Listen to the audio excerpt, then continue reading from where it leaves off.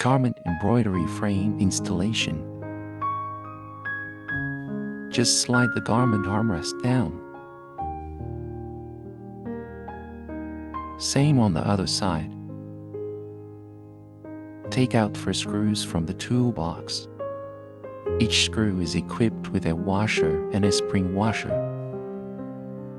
Then screw the screws on the armrests. Do not tighten it.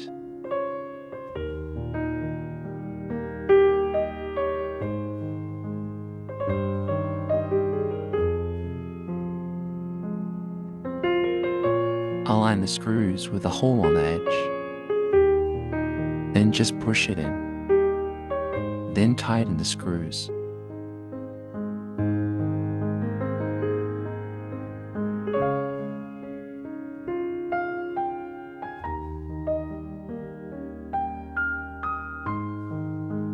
Garment frame installation completed.